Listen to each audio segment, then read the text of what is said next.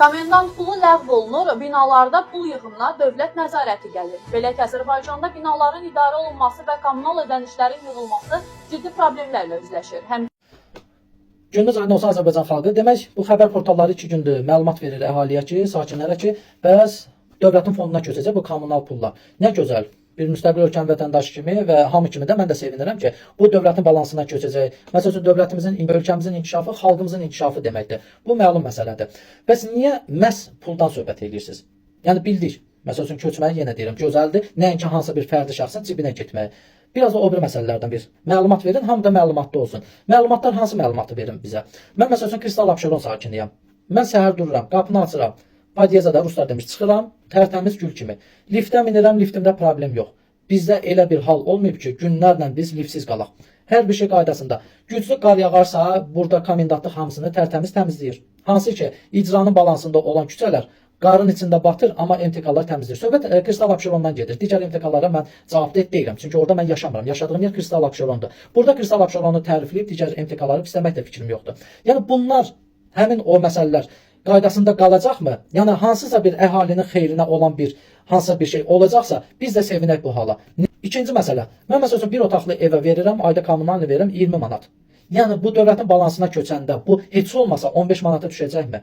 Keçək o bir məsələlərə.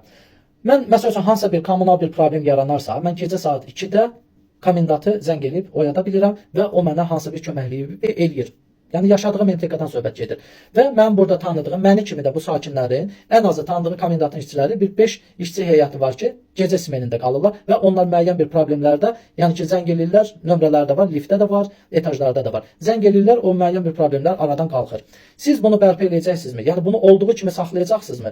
Yəni bunun hansısa bir dəyişiklik olacaqmı? Bu haqda da məlumat verin zəhmətimize. Və ən vacib məni narahat edən səbəb. Bugünkü gün kommunalı artıq da ödeyə bilirik, əskik də ödeyə bilirik. Mənə ən çox narahat edən insanların işsiz qalmaq məsələsidir. Bu 100 minlərlə MTK-da işləyən komendantlığın işçiləri işsizmi qalacaq?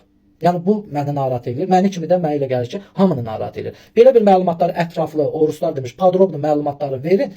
Əhali də hardasa öz-özündə analiz eləsin, sevinsin. Ancaq durmusunuz təkcə puldan söhbət edirsinizsə, elə oturmuşuq da oturduğumuz yerdə. Veririk komendantlığa pulumuzu, yəni yaşayırıq. Əgər burada dəyişkən nəsə bir şey olacaqsa, buyurun eləyin. Təbii ki, mənim məsləhətimlə iş görmürsünüz ki, mənim məsləhətimlə də bu işi, yəni bu yeni qərarı dayandırasınız. Məlumatı sadəcə verəndə ətraflı verin. Gözəl olar ki, hər şeydə xalqa xeyri olan bir məsələləri, yəni ki, tətbiq eləyin. Yeni qanunlarda tətbiq eləyin. Biz də sevinək. Mən müstəqil ölkənin vətəndaşı ki, bu mənim subyektiv fikrimdir və sizə olan suallarımdır.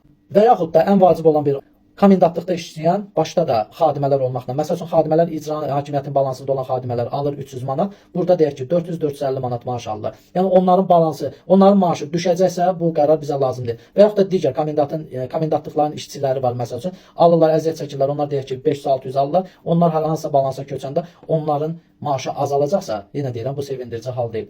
Xalqı sevindirin, yeni qərarlarla xalqı sevindirin. Allah dövlətimizi qorusun, xalqımızı qorusun. Var olun Azərbaycan xalqı.